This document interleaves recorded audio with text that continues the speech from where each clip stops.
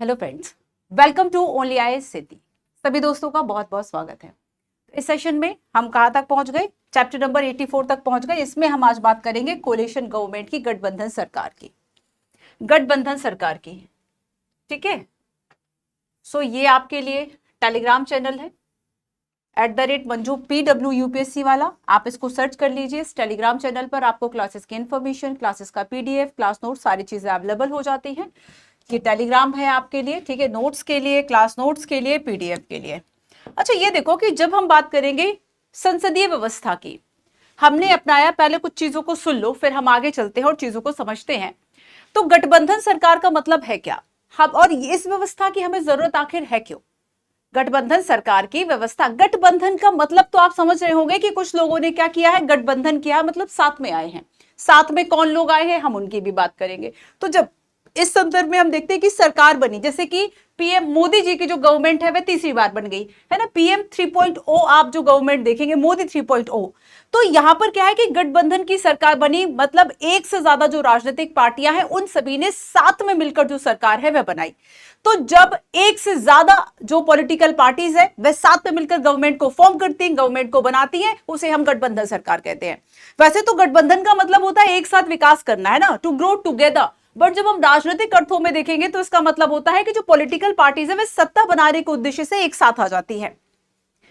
आप देखिए 2014 में जो बीजेपी की गवर्नमेंट बनी थी, वो लगभग 30 वर्षों के बाद, 40 वर्षों के बाद, मतलब कई दशकों के बाद अगर हम कहें, तो पहली ऐसी गवर्नमेंट बनी थी जो कि पूर्ण बहुमत की सरकार बनी। अब हमने अपनाया हुआ है बच्चों पार्लियामेंट्री सिस्टम को, इस बात को आप समझें। तो गठबंधन सरकार में हमें देखना है इसका अर्थ क्या है, विशेषता क्या है, विशेषता, अर्थ, गठन, गुण एंड अवगुण। ठीक है, चलो। तो कोलिशन गवर्नमेंट के बारे में समझने के लिए,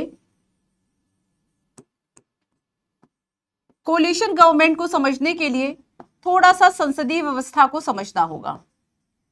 हमने पार्लियामेंट्री सिस्टम को अपनाया और संसदीय व्यवस्था में क्या होता है, बहुमत वाली सरकार होती है, मतलब जिस पार्टी को बहुमत मिलेगा वो सरकार बनाएगी। पार्लियामेंट्री सिस्टम, अगर हम संसदीय व्यवस्था की बात करें तो संसदीय व्यवस्था का पहला गुण क्या है, मतलब एक अगर हम विशेषता की बात करते हैं कि दो प्रधान होंगे, उसके बाद अगली बात यही तो आती है। तो संसदीय व्यवस्था में सरकार कौन बनाएगा, जिसके पास बहुमत होगा। सरकार कौन बनाएगा, सरकार कौन बनाएगा, सरकार बनाएगा जिसके के पास क्या होगी बच्चों, मेजोरिटी होगी, जिसके पास बहुमत होगा, मेजोरिटी होगी, बहुमत होगा। अब देखो बहुमत किसका बहुमत, लोकसभा में है, लोकसभा जो जनता का सदन है, लोकसभा में कितनी सीटें हैं, 543, 543 सीट है। और इस 543 सीट के अगर हम बहुमत की बात करें तो लगभग आपको 272 सीट चाहिए होती हैं।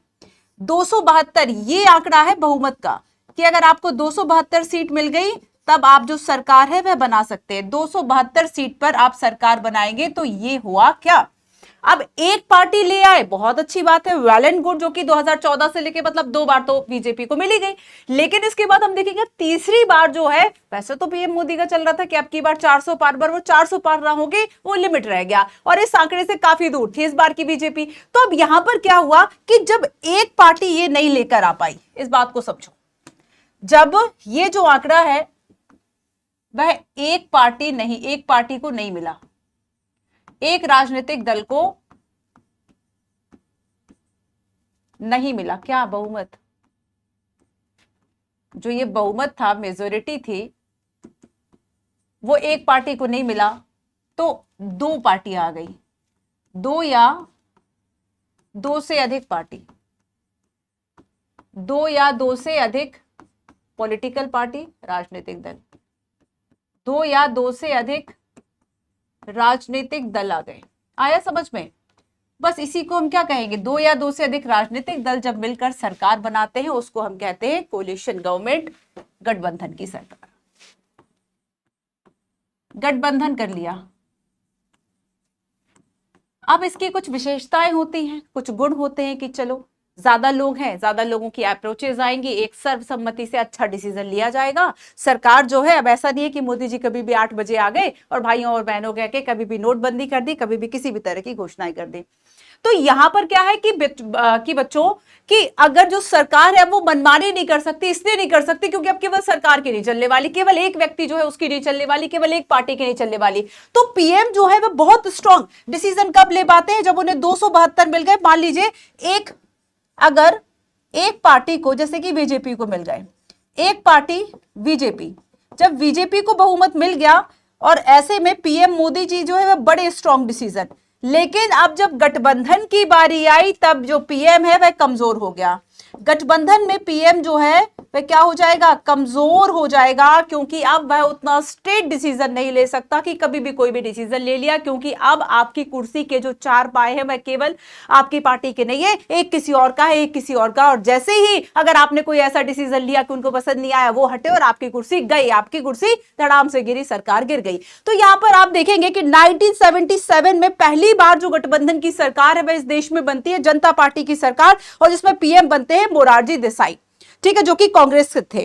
अब देखो इसमें कौन कौन से दल शामिल थे, Congress, Bharatiya Jana Sangh, Lok Dal, socialist party, Congress for democracy, Chandrashekhar group है ना जो पुराने वाले थे, चंद्रशेखर ग्रुप। तो ये सारे जो लोग हैं वो साथ में आए थे।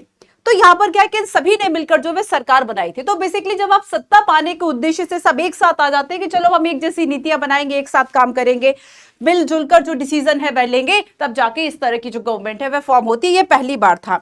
लेकिन इसका एक हम ड्रॉबैक कह लें, इसकी एक कमजोरी कह लें कि बेसिकली जब आपकी कुर्सी के 4 पाए आपके नहीं होते और ऐसे में कब वो कुर्सी टूट जाए, सरकार कब गिर जाए, कोई भरोसा नहीं। अस्थिर सरकार एक इसका ड्रॉबैक है, अस्थिर सरकार। जहां हम इसके एक पॉजिटिव मैनर की बात कर ले तो इसकी अच्छी बात यह है कि चलो ज्यादा लोगों का जो डिसीजन है वह होता है, सरकार जो है वह तानाशाही नहीं हो पाती, निरंकुश नहीं हो पाती, है ना। तो यहां पर ये सारी चीजें हैं गठबंधन में। आ गया समझ में। तो अगर हम गठबंधन के अर्थ की बात करें कि आखिर जो एक गठबंधन है इसका अर्थ क्या होगा, पहले तो अर्थ देख लो। गठबंधन, चलो खैर नेक्स्ट पे चलते हैं।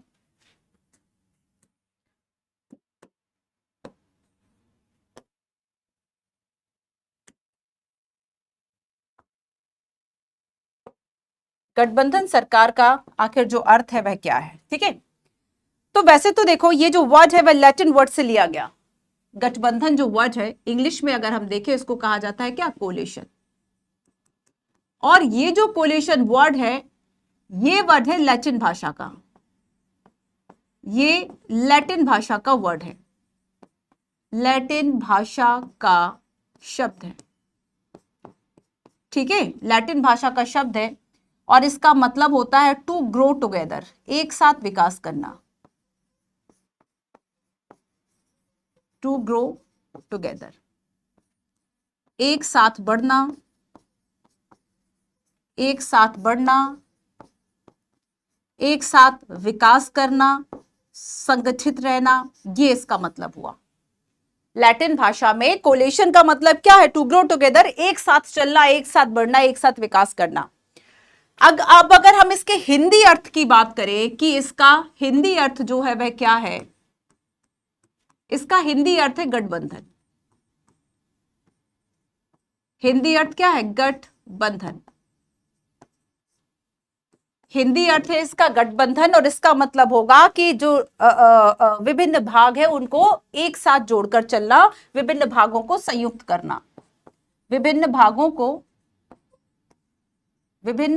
को संयुक्त कर देना, चीजों को जोड़ देना, है ना, विभिन्न भागों को क्या कर देना, संयुक्त कर देना। यहां तक अर्थ खत्म नहीं हुआ क्योंकि ये तो हम अनुवाद पढ़ रहे थे। अब हम देखें कि अगर हम इसका राजनीतिक अर्थ देखें, अब आ गया कि इसका पॉलिटिकल मीनिंग जो है वह क्या है, इसका राजनीतिक अर्थ, पॉलिटिकल मीनिंग आखिर कोलिशन का क्या है। तो इसका राजनीतिक अर्थ है कि बेसिकली जो राजनीतिक दल है वह आपस में जुड़कर साथ में आ रहे हैं, है ना। इसका राजनीतिक अर्थ क्या है, बेसिकली एक अलायंस बनता है पॉलिटिकल पार्टी का,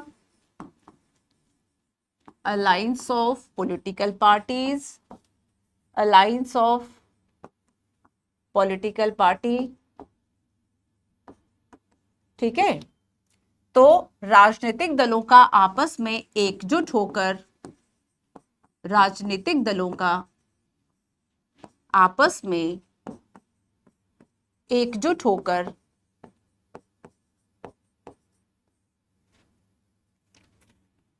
सरकार बनाना या गठबंधन करना, आपस में एकजुट होकर गठबंधन बनाना। ठीक है, अब देखो अगर हम इसकी परिभाषा की बात करें तो बेसिकली इसकी एक जो डेफिनेशन हमें समझ में आती है कि ऐसी सरकार बनेगी गठबंधन में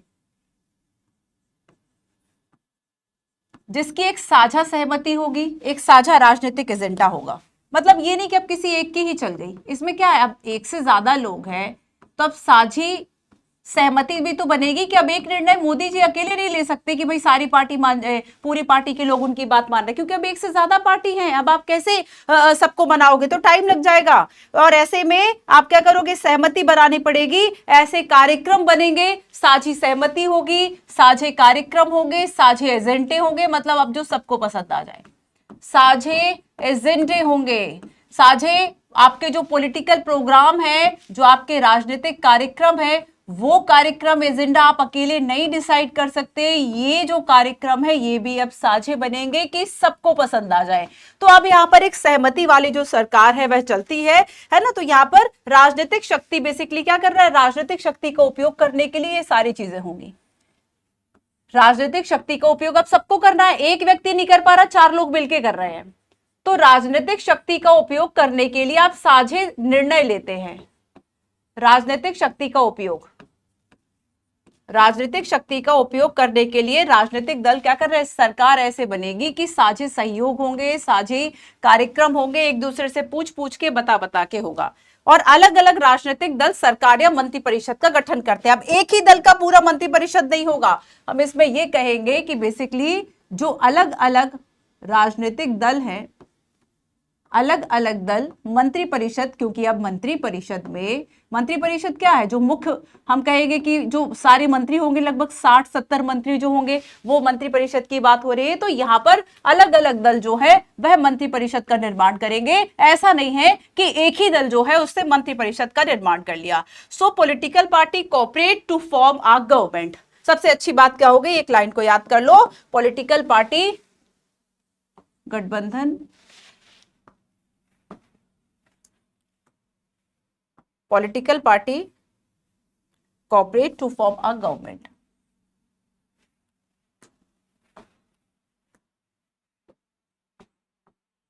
Political party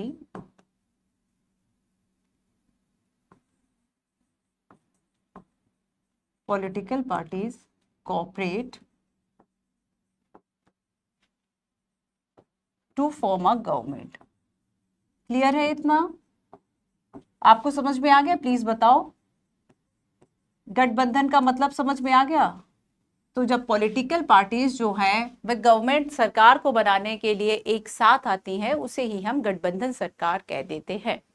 क्लियर है? हिंदी अर्थ देख लिया, यहाँ पर हमने उसका जो पॉलिटिकल अर्थ है, राजनीतिक अर्थ है, वह भी देख लिया कि पॉलिटिकल पार्टीज जो है वह एक साथ आ रही हैं, एकजुट होकर गठबंधन जो है बना रही हैं।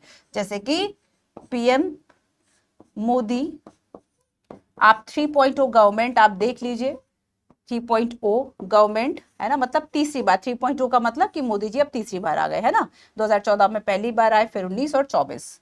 2014 में पहला कार्यकाल था इनका प्रधानमंत्री, 19 में, और फिर अब 24 में। ठीक है, तो यहाँ पर ये तीसरा कार्यकाल। और यहाँ पर हम देखेंगे जैसे कि नेहरू जो है उनके 3 कार्यकाल थे, और इस तरह से मोदी जी उन लिस्ट में भी शामिल हो गए जिनका की कार्यकाल ज्यादा था। क्लियर है? अब हम आगे चलते हैं और हम बात करेंगे इसकी कुछ विशेषताओं की। इतना क्लियर हो गया? कोलिशन गवर्नमेंट के अर्थ की हमने बात कर ली। ठीक है, अब आगे चलेंगे। सो गठबंधन सरकार को कैसे हम परिभाषित करेंगे कि बेसिकली कई राजनीतिक दल मिलकर सरकार बनाएंगे, एक साझा कार्यक्रम बनाएंगे और राजनीतिक शक्ति सत्ता का जो प्रयोग है वह करते हैं।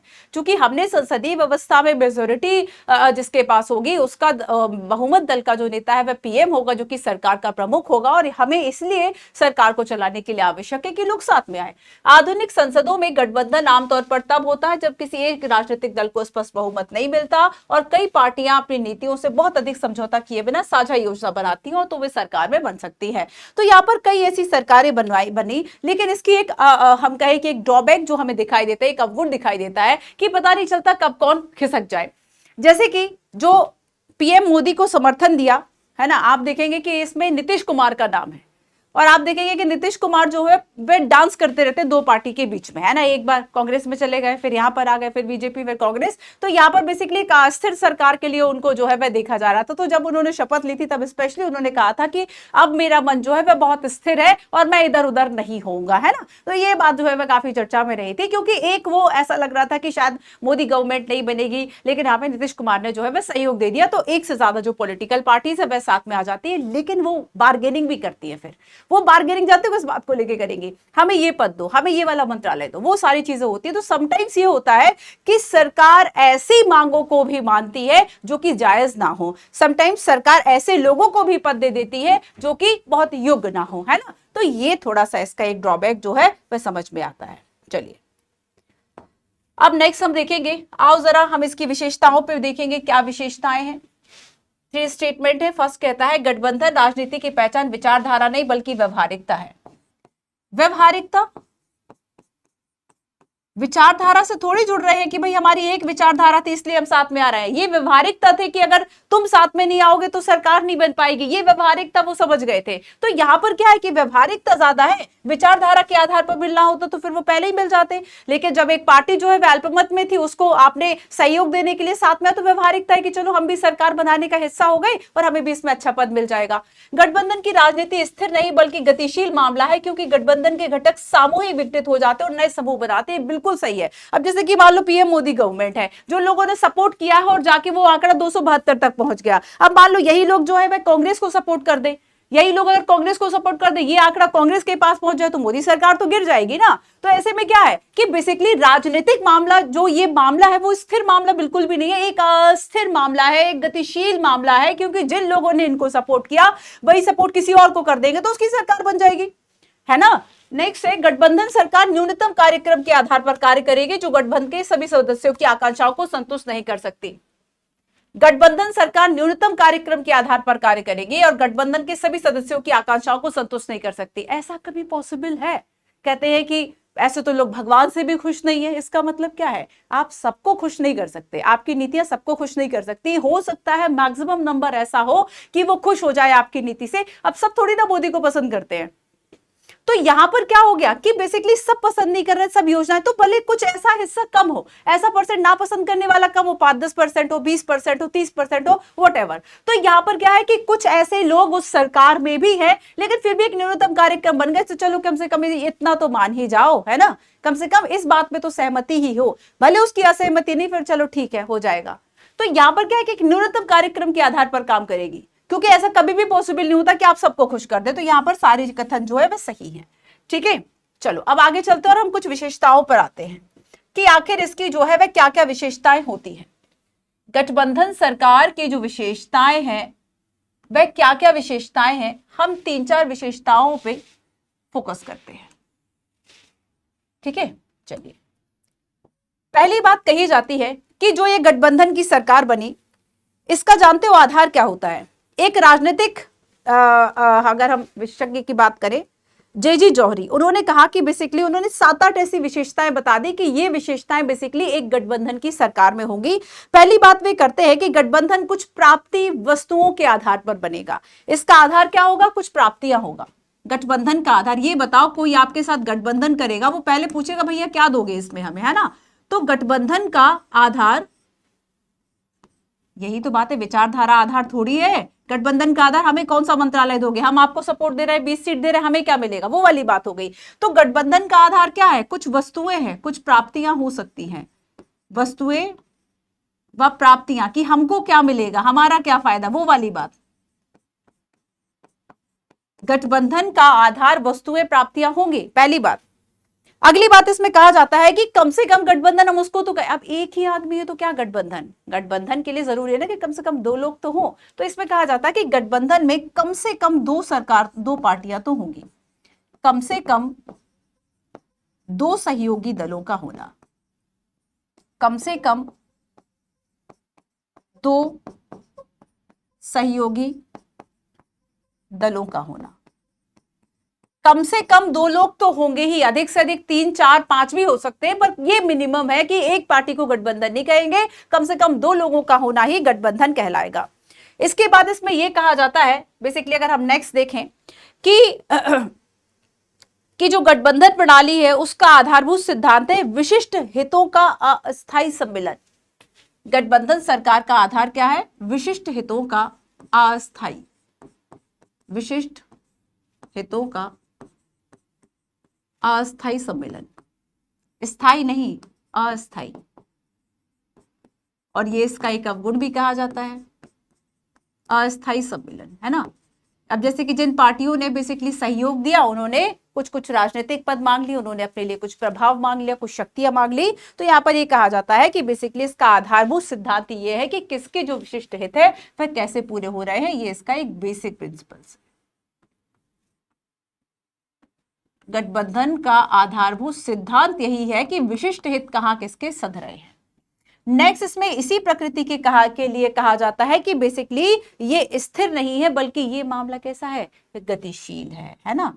तो गठबंधन का जो मामला है स्थिर नहीं बल्कि गतिशील मामला है, स्थिर नहीं बल्कि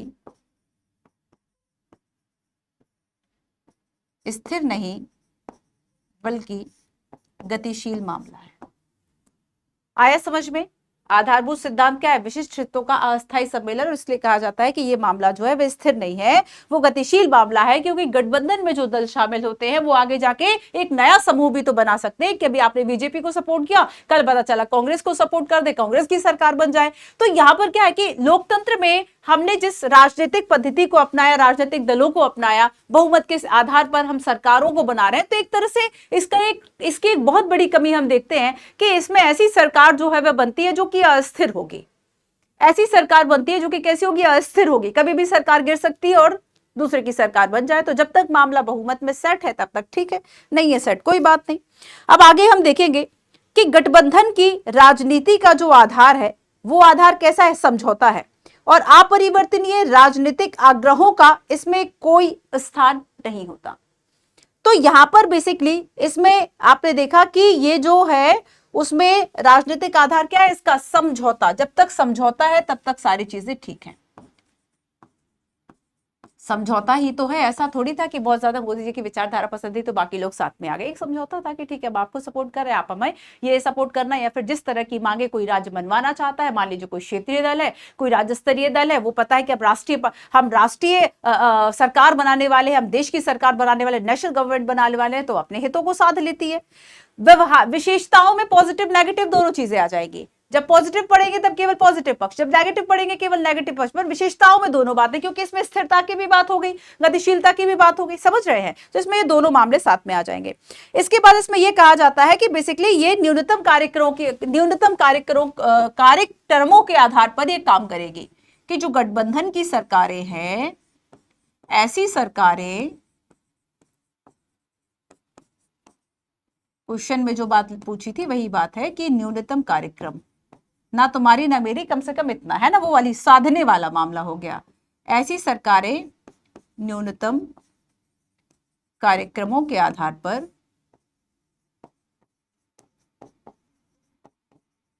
कार्य करती है, न्यूनतम कार्यक्रमों के आधार पर कार्य करती है। मतलब आप ऐसे नहीं कर सकते कि आपने कार्यक्रम जो है कुछ ऐसे बना लिए कि सामने वाली सरकार जो है या सामने वाली जो पार्टी है वह सपोर्ट ना करे। ठीक है, नेक्स्ट हम इसमें कहेंगे कि बेसिकली ये व्यवहारिक है, ना कि विचारधारा। विचारधारा पसंद होती तो पहले ही साथ में खड़े होते। तो यहां पर क्या कह दिया कि बेसिकली जो ये गठबंधन की विचारधारा है, गठबंधन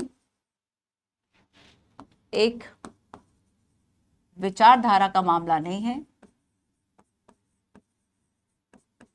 विचारधारा का मामला नहीं है, विचारधारा का मुद्दा नहीं है, बल्कि कौन सा मुद्दा है?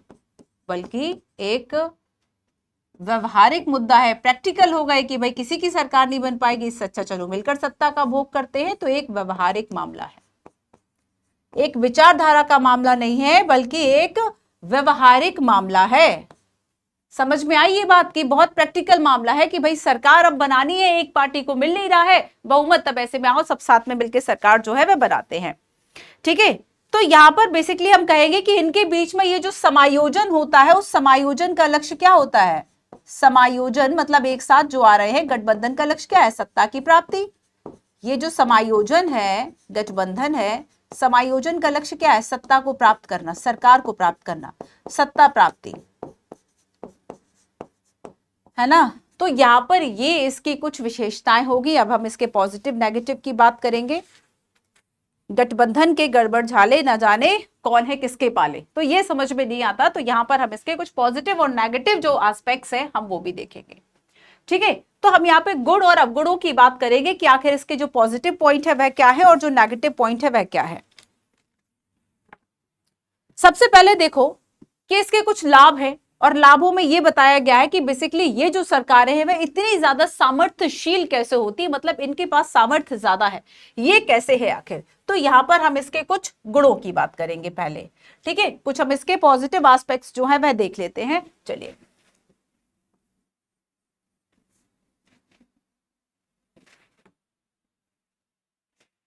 गुणों की बात करेंगे। पहला है कि इसमें विभिन्न हितों का सामंजस्य हो जाता है।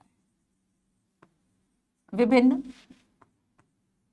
हितों का सामंजस्य, विभिन्न हितों का सामंजस्य हो जाता है, क्योंकि अगर एक सरकार है, एक पार्टी की सरकार है, वो अपने हिसाब से डिसीजन ले लेती है, लेकिन जब एक से ज्यादा लोग होते हैं तब पूछ बता के जो निर्णय है वह लिए जाते हैं।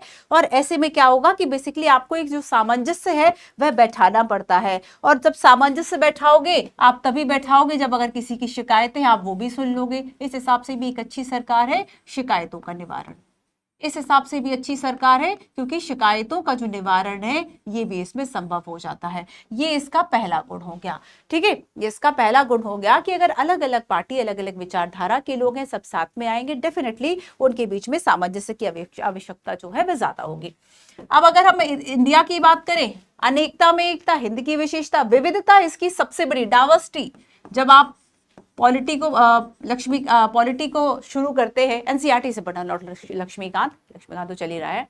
आपको पहला उसमें लेक्चर जो पढ़ाया जाता है, फर्स्ट जो टॉपिक पढ़ाया जाता है वो होता है डाइवर्सिटी, विविधता। उसी से आपको समझाया जाता है कि अगर इतनी ज्यादा डाइवर्सिटी है, इतनी ज्यादा विविधता है, और ऐसे में इस विविधता के बीच में हमें जरूरत होती है कि हम सब लोगों की बात सुने, और उसके लिए लोकतंत्र जो है वह एक बेस्ट तरीका है। सो हमने लोकतंत्र को अपना लिया। तो देखो, भारत जो है बहुत ज्यादा विविध है, चाहे हम संस्कृतियों की बात करें, भाषा भाषी की बात करें, है ना, जाति धर्म के आधार पर देखें, अलग अलग समूह के आधार पर देखें, तो यहां पर देखो कि बेसिकली अगर विविधता है तो विविधता में जो गठबंधन है वो सबका प्रतिनिधित्व कर देता है। तो गठबंधन एक प्रतिनिधित्व गठबंधन, ठीक है। तो विविधता का जो प्रतिनिधित्व है वह गठबंधन सरकार बड़े अच्छे से करती है कि चलो सब पार्टियों के लोग हैं, या फिर मतलब जितने भी दल के लोग हैं, तो एक तरह से एक विविधता जो है, डाइवर्सिटी है, उसका सामंजस्य हो जाता है। तो यहाँ पर कहीं ज्यादा हम ये कह सकते हैं कि लोगों को इनके जो निर्णय है वो ज्यादा सही लगते हैं। ठीक है, अलग अलग विचारधाराओं वाले लोग हैं। अगला टॉपिक यही है कि अगर अलग अलग विचारधाराएं हैं, अलग अलग विचारधाराएं, तो ऐसे में जो निर्णय लिए जा रहे हैं वो कैसे लिए जा रहे हैं? सर्वसम्मति से, सबकी सम्मति हो गई, है ना, सर्वसम्मति से निर्णय लिए जा रहे हैं, और ऐसे जो डिसीजन है वो ज्यादा स्वीकार्य होते हैं लोगों को भी। ऐसे जैसे कि आपने एक तरफा डिसीजन ले लिया, वो ज्यादा लोगों को स्वीकार्य नहीं हो सकता, लेकिन अगर डिसीजन वही पता है कि भाई सारे पक्ष इसमें शामिल थे, पूछ बता के डिसीजन लिया गया है, तब ऐसे में वो डिसीजन ज्यादा सही लगता है। तो यहाँ पर क्या है कि जो निर्णय है वह कैसे है? सर्वसम्मति से निर्णय लिए गए। अब एक बार और देखो, संघीय व्यवस्था, हमने फेडरल स्ट्रक्चर को अपनाया, फेडरलिज्म याद है आपको? नहीं याद आ रहा हो तो आज फेडरल जो व्यवस्था है, संघवाद, इसका आप थोड़ा सा रिवीजन कर लेना। ठीक है, तो यहां पर संघीय व्यवस्था मजबूत बनती है, संघीय व्यवस्था जो है ये इसमें स्ट्रांग होती है। फेडरलिज्म का मतलब क्या होता है? दो स्तर पर कम से कम सरकारों का होना, है ना। तो यहां पर देखो, हमने देखा कि बेसिकली संघीय ताने बाने को ये मजबूत करती है, क्योंकि इसमें एक दल के मुकाबले, ऐसा नहीं कि कोई एक दल ही जो है इसमें डिसीजन ले रहा है, जो क्षेत्रीय आकांक्षाएं हैं वो भी शामिल हो जाती है, क्योंकि क्षेत्रीय दल भी सरकार में शामिल है। तो क्षेत्रीय दलों की और राज्यों की आकांक्षाएं, ये भी इसमें आ जाती हैं और इसलिए हम कहते हैं कि ये संघीय व्यवस्थाओं को ज्यादा स्ट्रॉन्ग करता है। नेक्स्ट है राजनीतिक मनमानी पर रोक लगाता है। ये तो बहुत सही है, पीएम निरंकुश हो जाएगा अगर मान लीजिए थोड़ा सा तानाशाह, जैसे कि मोदी पे अगर हम मोदी जी की बात करें, ठीक है, तो मोदी जी पर जो एक इल्जाम है, फिर हम कहते हैं कि हाँ लोगों को लगता है डिक्टेटरशिप की, चलो वो अपने डिसीजंस जो है वह ले लेते हैं ना, दोनों भाई मिलकर। तो यहाँ पर क्या है कि राजनीतिक जो दल है उसमें उनकी एक तानाशाही या मनमानी जो है उस पर जो रोक है वह लगती है। राजनीतिक मनमानी पर रोक, राजनीतिक मनमानी पर रोक, और एक संतुलित जो निर्णय है वह लिए जाते हैं, संतुलित निर्णय। ठीक है, तो ये सारी चीजें जो है सॉरी, ठीक है, तो ये इसके क्या हो गए, गुण हो गए। अब हम देखते हैं दोष, देखते हैं। देखो इसकी कुछ कमियां हैं, कुछ कमजोरियां हैं, ठीक है, जो हमें ज्यादा दिखाई देंगी। अगर हमने इसमें गुण जो है वह 5 पढ़े तो हमें इसके अवगुण 7 पढ़ने हैं। पहला, इसमें यह कहा जाता है कि बेसिकली ये ऐसी सरकार है जो कि अस्थिर है और अल्पजीवी है। ये कैसी सरकार है, जो कि अस्थिर है, स्टेबल नहीं है, अल्पजीवी है। 13-13 दिन की सरकारें भी इस लोकतंत्र ने देखी है, 13-13 दिन की जो सरकारें हैं वो भी इस लोकतंत्र ने देखी है। तो यहां पर अगर मान लीजिए नीतिगत कोई मतभेद हो गया और इस नीतिगत मतभेद के चलते, अगर नीतिगत कोई मतभेद हो गया तो इस नीतिगत मतभेद के चलते जो सरकारें हैं वह अलग हो जाती हैं, जो पार्टियां हैं वह अलग हो जाती है, सरकार गिर जाती है। ठीक है, नेक्स्ट देखो, हम देखते हैं कि संसदीय लोकतंत्र में डिसीजन मेकिंग की जो मेन पावर है, हमने जो इस तरीके को अपनाया इस देश की शासन व्यवस्था को चलाने के लिए, उसमें कहा जाता है कि मंत्री मिनिस्टर्स अगर तारे हैं तो चंद्रमा है पीएम। तो यहां पर पीएम की जो शक्ति है वो बहुत ज्यादा स्ट्रांग होती है, पीएम ही तो डिसीजन लेगा, है ना। मेन हम देखते हैं कि हमारे यहाँ वास्तविक जो प्रमुख है वह पीएम है, जो कि मंत्रिपरिषद की सहायता सलाह से काम कर रहे हैं। मंत्रिपरिषद से डिसीजन मेकिंग करना मतलब साथ में सलाह लेना, ये सारी चीजें होती है, कैबिनेट जो बनाया जाता है। तो यहाँ पर संसदीय व्यवस्था में अब आप बताइए कि यहाँ पे प्रधानमंत्री की भूमिका कम हो रही है, शक्तियां कम हो रही है या बढ़ रही है, कम हो रही है। तो संसदीय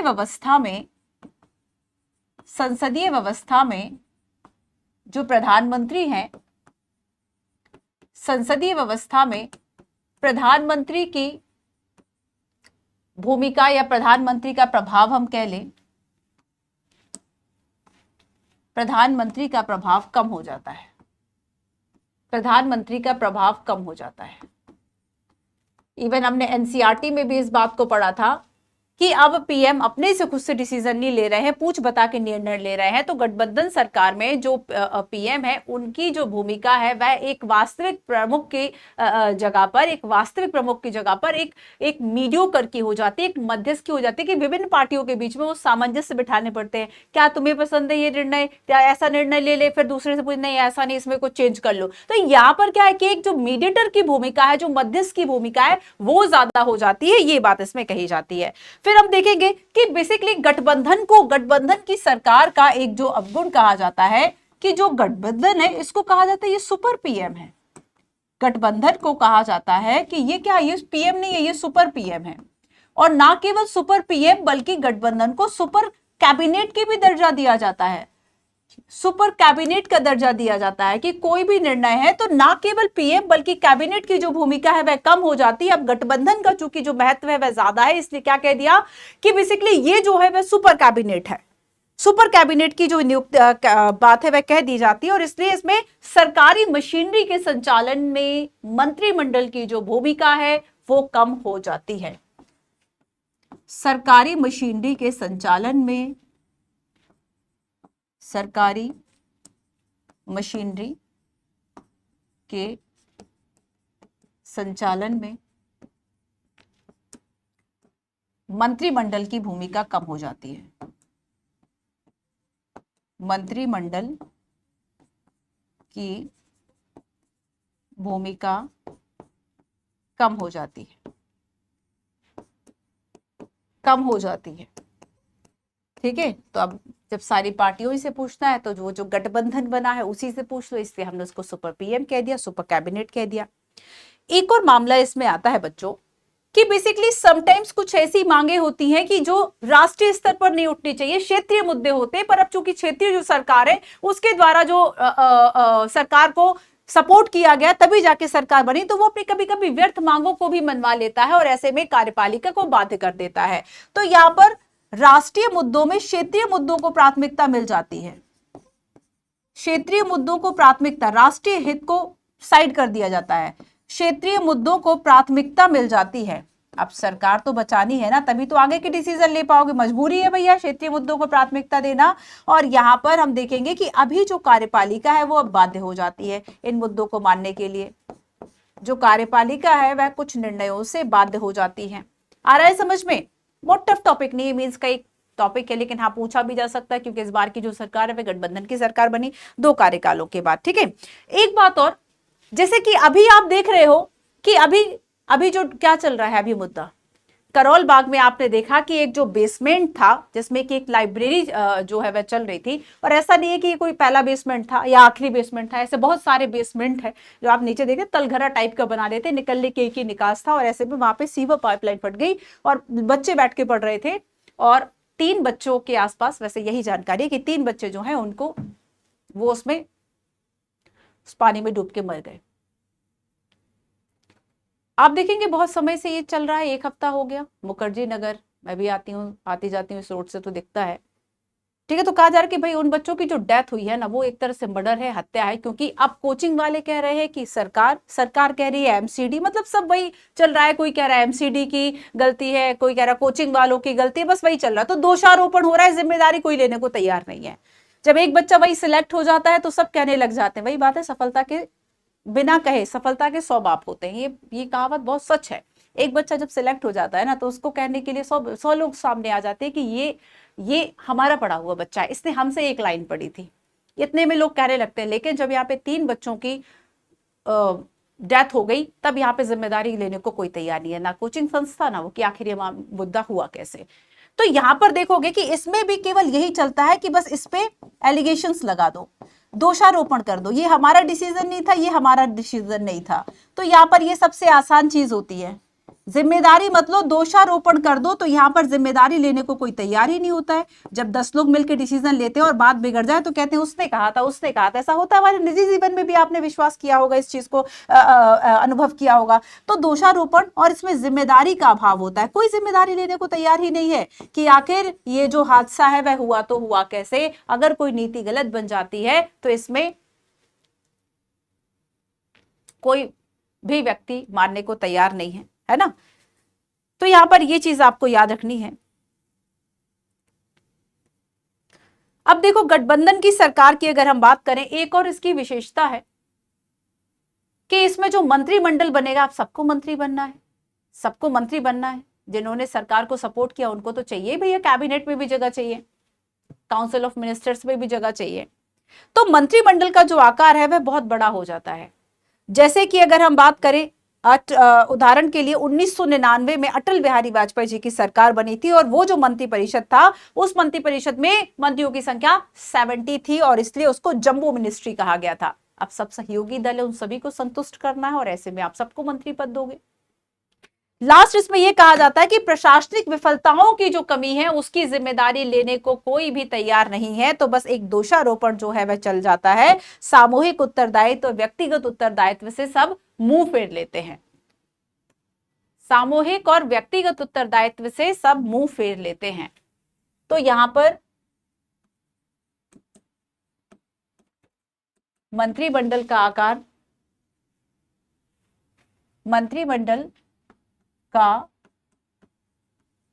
आकार बढ़ जाता है, मंत्रिमंडल का जो आकार है वो बड़ा हो जाता है ना।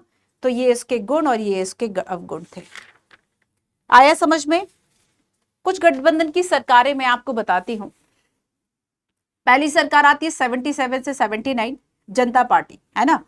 79 में 80, अब देखो 77 से 79 से 80 फिर जनता पार्टी की सरकार आती जिसमें चरण सिंह जो है वो प्रधानमंत्री बनते हैं। तो सबसे बड़ी बात आपको पता है 1977 में जब ये आपातकाल खत्म होता है, आपातकाल के बाद जो चुनाव हुआ उसके बाद किसी एक पार्टी को बहुमत नहीं मिला, तो सबने जोड़ तमोड़ करके सरकार तो बना ली।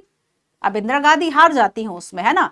और देखो बच्चों कि यहाँ पर ये जो सरकारें बन रही थी, आपने देखा कि कोई ये 5 वर्ष का कार्यकाल पूरी नहीं कर पाई। तो पहली सरकार जब बनती है और यहाँ पर 77 से 79, फिर दूसरी 79 से 80 जनता पार्टी की जो सरकार बनी थी, जनता पार्टी, कांग्रेस एंड बिहार, मतलब कुछ और जो बाहरी समर्थन दल है, और भी आप देख लीजिएगा कौन कौन था।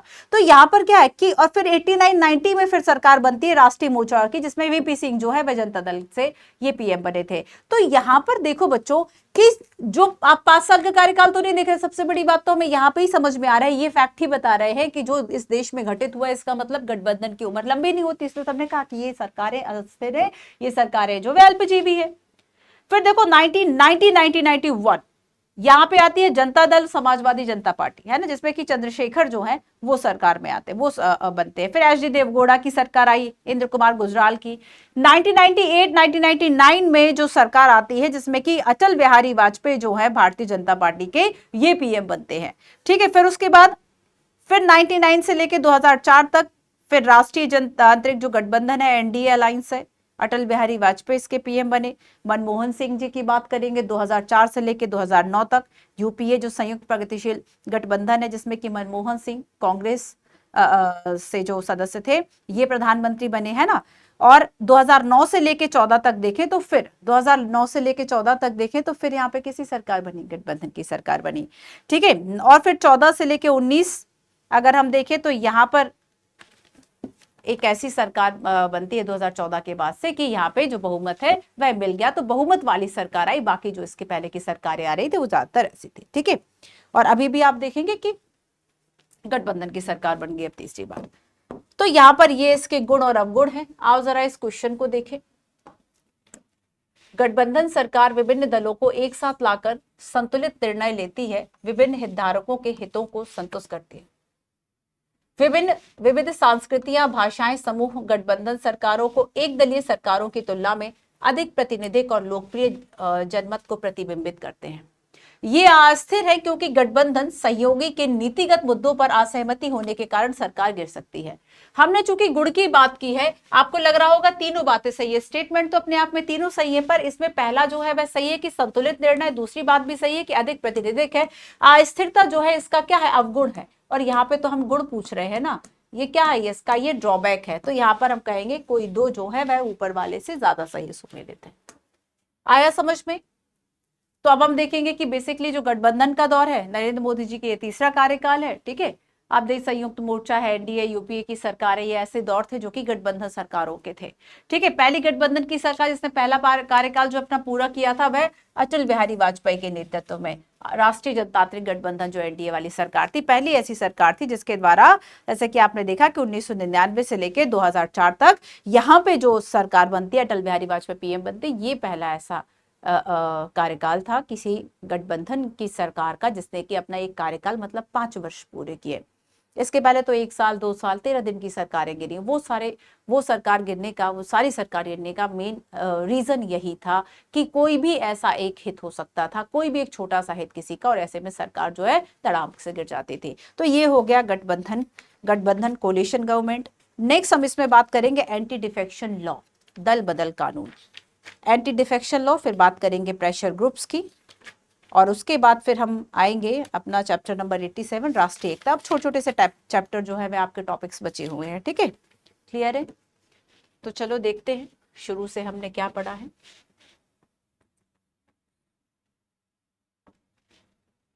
गठबंधन सरकार की बात की। हाँ, एक बात और, ये टेलीग्राम चैनल है आप सभी के लिए, जिस @मंजू PWUPSC वाला, स्कैन करके ज्वाइन कर लो या फिर सर्च करके ज्वाइन कर लो। हमने आज की क्लास में गठबंधन सरकार का अर्थ देखा, गठन देखा, विशेषताएं, गुण और अवगुण की बात की। हमने जाना कि कोलिशन गवर्नमेंट जो कि संसदीय व्यवस्था में जरूरी है कि जो सरकार है वह आखिर कौन बनाएगा, है ना, सरकार जो है ये कौन बनाएगा, तो सरकार वही बनाएगा जिसके पास मेजोरिटी होगी। और अगर एक पार्टी को मेजोरिटी नहीं मिलती है, जो कि 272 का आंकड़ा है, तब ऐसे में 2 या 2 से अधिक राजनीतिक दल साथ में आते हैं और इसी को हम कोलिशन जो गवर्नमेंट है वह कहते हैं। तो संसदीय व्यवस्था में बहुमत प्राप्त दल का शासन होता है और जब एक दल को बहुमत नहीं मिलता तब ऐसे में होगा। तो हमने देखा कि टेक्निकली अगर हम कोलिशन वर्ड की बात करें, ये लैटिन भाषा का शब्द है और ये जो वर्ड है इसका मतलब होता है एक साथ चलना, एक साथ बढ़ना, एक साथ विकास करना। इसका हिंदी अर्थ हम देखें गठबंधन, विभिन्न भागों को संयुक्त करना। हम बात करेंगे राजनीतिक अर्थ में देखेंगे तो राजनीतिक दलों का एक साथ आना, है ना। तो ये है main alliance of political party, इसको हम गठबंधन कहेंगे, ये राजनीतिक अर्थ हो गया। तो बेसिकली इसकी डेफिनेशन क्या हो गई, पॉलिटिकल पार्टीज, पॉलिटिकल जो पार्टीज हैं, ठीक है, political parties cooperate to form a government. अलग अलग मंत्री परिषद, अलग अलग जो दल है वह मिलकर मंत्रिपरिषद का निर्माण करते हैं। मंत्रिपरिषद का आकार काफी बड़ा हो जाता है, जैसे हमने देखा अटल बिहारी वाजपेयी जी के जो समय है वह हो गया था। कब हो गया था, 1999 में। और उस वक्त की जो मिनिस्ट्री है उसे जम्मू मिनिस्ट्री कहा गया क्योंकि उसमें 70 मंत्री थे। ठीक है, इसके अलावा हमने साझी सहमति, साझी एजेंडा, इन सब की बात की। हमने जाना कि बेसिकली गठबंधन सरकार की क्या विशेषताएं हैं। विशेषताओं में हमने बात की कि यहाँ पे गठबंधन का आधार कुछ वस्तुएं, कुछ प्राप्तियां होती कि हमको क्या मिलेगा, हमारा क्या लाभ। कम से कम 2 सहयोगी दल होने चाहिए, विशिष्ट हितों का अस्थायी सम्मेलन है, स्थिर नहीं है बल्कि गतिशील मामला है, आधार ही समझौता है, न्यूनतम कार्यक्रम ही बनेंगे ताकि सब जो है कम से कम इस पे मान जाए। एक विचारधारा के नहीं बल्कि एक प्रैक्टिकल मुद्दा है और इसका लक्ष्य ही मेन होता है समायोजन का, कि सत्ता जो है वह हमें मिल जाए। आगे हम चलते हैं और गुणों की बात करते हैं। विभिन्न हितों का सामंजस्य, शिकायतों का निवारण इसमें हो जाता है। विभिन्न हित एक साथ आते हैं, विभिन्न अलग अलग राजनीतिक दल एक साथ आते हैं, अलग अलग उनकी विचारधाराएं होती हैं, डेफिनेटली सामंजस्य होगा।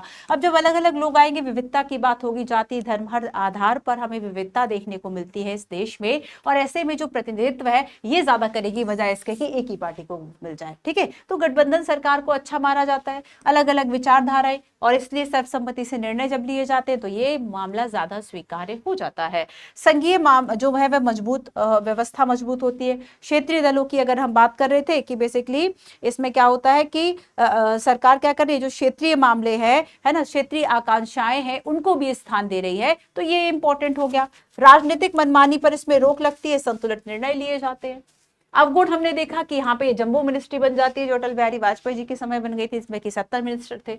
अस्थिर अल्पजीवी होती है, प्रधानमंत्री का प्रभाव कम हो जाता है, गठबंधन जो है वह सुपर पीएम और सुपर कैबिनेट हो जाता है ना। सरकारी मशीनरी के संचालन के लिए जो मंत्रिमंडल, उसकी भूमिका कम हो जाती है। कार्यपालिका बाध्य हो जाती है क्षेत्रीय मुद्दों को उठाने के लिए, उनको जो प्राथमिकता है वह मिल जाती है। और वही दोषारोपण वाली बात कि किसी ने प्रशासनिक विफलता की जिम्मेदारी जो है वह नहीं ली, सब एक दूसरे पर दोष ही मरते रह गए। दोषारोपण इसकी एक बड़ी ही इंपॉर्टेंट विशेषता है, अवगुण है। आया समझ में? तो ये था हमारे आज का सेशन। उम्मीद है आपको चीजें पसंद आई होंगी, टॉपिक पसंद आया होगा। फिर भी लगता है कि कुछ ऐसा है जो कि आपको पूछना चाहिए, फिर भी ऐसा कुछ लगता है कि आपको समझना है और टॉपिक, आप कमेंट किया कीजिए। सभी कमेंट्स देखते हैं, सभी टीचर्स सभी क्लासेस के कमेंट्स जो है बच्चों वह देखते हैं। अगर आपको टीचर तक कोई बात पहुंचानी है वो बहुत आसानी से पहुंच सकती है। बहुत सारे बच्चे कहते हैं कि हमें कुछ कहना है, हम कहाँ कहें, तो आपके पास है ना इसमें कि आप कमेंट करेंगे तभी हमें पता चलेगा कि आप क्या सोच रहे हैं। ठीक है, आपकी क्या विचारधारा है, फिर गठबंधन करेंगे फिर आगे। तो 84 चैप्टर्स हमारे हो चुके हैं। अब देखो इसमें मैं आपको एक बार बता देती हूँ नंबर ऑफ चैप्टर्स। आपको पता है कि 92 चैप्टर्स बेसिकली हमें पढ़ने हैं। ठीक है, 84 चैप्टर आपका हो चुका है। कल दल बदल की बात 5-7 चैप्टर और बच्चे, लक्ष्मीकांत आपकी खत्म हो गई। फिर हम देखेंगे कुछ रिविजन या टेस्ट टाइप की चीजें जो है हम करेंगे, लाइव सेशंस कुछ लेकर आएंगे। ठीक है, कुछ लाइव सेशंस कुछ चीजें लेकर आएंगे जिसमें कि आपका जो रिवीजन है वह हो जाए। 5-5 7-7 जो टॉपिक्स है आप पढ़ते जाइएगा और हम यहाँ पर जो टेस्ट वगैरह है वह कंडक्ट कराते जाएंगे। एक रिवीजन आपका हो जाएगा ताकि बच्चे, अगर जो भी ऐसे बच्चे हैं जो कि 2025 के लिए प्रिपरेशन कर रहे हैं, ऐसे बच्चों के लिए सारी चीज़ें ऑनलाइन ही अवेलेबल हो पाए, यूट्यूब पे फ्री ऑफ कॉस्ट अवेलेबल हो पाए। ये पूरी प्लेलिस्ट अवेलेबल है। उम्मीद है मुझे इतनी, मतलब इतना तो मैं आपको गारंटी दे सकती हूँ कि अगर आपने इस प्लेलिस्ट के जो आपके 90 चैप्टर्स होंगे, अगर ये आपने देखे हैं, पॉलिटी का ऐसा कोई टॉपिक नहीं रह जाएगा जो आप समझ ना पाए। जो हाल फिलहाल में चल रहा होगा करंट अफेयर में आप वो समझ ना पाए, ऐसा नहीं होगा, है ना। अगर आप एक बार बेसिक चीजों को समझते हैं कि गठबंधन की सरकार क्या होती है, आप समझ गए। अब वर्तमान में क्या क्या मुद्दे चलेंगे आपको वो सारे समझ में आएंगे। आपको वो क्यों हो रहा है, आपको उसके पीछे का रीजन समझ में आता है। बाकी लोगों को दिखता है कि हो क्या रहा है, आपको ये समझ आता है पढ़ने के बाद कि ये क्यों हो रहा है। तो चाहे सुप्रीम कोर्ट कोई डिसीजन दे तो आपको रीजन पता है, क्योंकि आपने न्यायपालिका को पढ़ रखा है, ठीक से पढ़ रखा है। संसद में कुछ भी हो रहा है, आपको पता है कि ये हंगामा क्यों हो रहा है ना, आखिर इसके पीछे का रीजन क्या है। तो वो जो वाई है ना, वो एक यूपीएससी एस्पिरेंट पढ़ता है। आपके अंदर एक जिज्ञासा होनी चाहिए, आपके अंदर जिज्ञासा चीजों को जानने की कि आखिर चल क्या रहा है, हो क्या रहा है। यूपीएससी एस्पिरेंट को देखो इतना सजग होना चाहिए, इतना अवेयर होना चाहिए कि उसके चारों तरफ जो है आखिर चल क्या रहा है। अगर अभी आपने करोल बाग का जो इंसिडेंट देखा कि 3 बच्चों की डेथ हो गई, ठीक है, जैसे कि बहुत लोग कह रहे हैं कि भाई ये डेथ नहीं है, मर्डर है, जो कि एक सही भी है। इस बात को सभी जो है वो सपोर्ट भी कर रहे हैं, है ना, क्योंकि किसी न किसी की लापरवाही तो इसमें है। तो यहाँ पर क्या है कि बेसिकली अभी भी दोषारोपण ही चल रहा है। कोई कह रहा है कोचिंग संस्था, कोई कह रहा है सरकार, बस यही सारी मामला। एक जो कोई बॉल लेने को तैयार नहीं है, सब दूसरे के ही पाले में फेंक रहे हैं। एटलीस्ट बच्चों को भी एक मैसेज मेरा ये है बच्चों, इस बात पर, आप कभी भी किसी भी कोचिंग में एडमिशन लेने ऑफलाइन जाते हैं, एक तो सच बात बताऊं कि आपको ऑनलाइन चीजें तो अवेलेबल हैं ही, है ना। अगर ऐसा लग रहा है कि हमारी वो कंडीशन नहीं है कि हम ऑनलाइन नहीं हम ऑफलाइन नहीं पढ़ सकते, और कंडीशंस रहने की, खाने की व्यवस्था, सारी चीजें सही नहीं है, कोशिश करो ऑफलाइन करो, ऑफलाइन ना करो, ऑनलाइन जो है वह कर लो, अपने घर पे रहते हुए सारी चीजें कर लो, सारी चीजें ऑनलाइन अवेलेबल है। सारा अब तो इतना डिजिटल हो गया है हर एक चीज कि सरकार की चाहे कोई योजना हो, सारी चीजें आपको ऑनलाइन घर बैठे मिल जाती हैं। अगर फिर भी लगता है कि नहीं हमें एक वो माहौल चाहिए कि हाँ, तो फिर आप फिर भी प्रेफर, बच्चे तो करते ही है ना। लेकिन एक बात जो मतलब मैंने ही पर्सनली महसूस किया कि कुछ ही दिन होते हैं, सब सारी बातें भूल जाते हैं। कितनी भी बड़ी चीज हो, कितना भी बड़ा रेल एक्सीडेंट हो जाए, अभी हाल ही में आपने देखे एक रेल एक्सीडेंट हुआ, कि कोई हवाई दुर्घटना हो जाए, दूसरे दिन फिर उतने ही टिकट कटेंगे, उतने ही लोग जाएंगे। तो लोग इन चीजों से बहुत सबक नहीं लेते हैं, कुछ दिन होगी, सारी चीजें फिर ठंडी हो जाती हैं। तो मैं आपके लिए एक पर्सनली एडवाइस ये देना चाहूंगी कि कभी भी किसी कोचिंग में एडमिशन लो, एटलीस्ट देखो कि वो आपको एटलीस्ट कैसी व्यवस्थाएं दे रहे हैं। जो आपको व्यवस्था नहीं दे सकता वहां एडमिशन ना ले। लग रहा है कि यहाँ रहने की कंडीशन सही नहीं है ना, तो सेना, अगर इतना शहीद होने का है आपका, तो भाई सेना में जवान बन जाओ, वो ज्यादा सही है ना। यहाँ शहीद होने का कोई मतलब है नहीं। तो देखो, अगर कंडीशन सही नहीं मिल रही हैं तो आप वहां पर उस कोचिंग संस्था में एडमिशन बिल्कुल भी ना ले। चलो हम मिलते हैं अपने नेक्स्ट सेशन में, जिसमें कि हम बात करेंगे दल बदल कानून की, एंटी डिफेक्शन लॉ की। सुरक्षित रहिए और पढ़ाई करते रहिए। Thank you.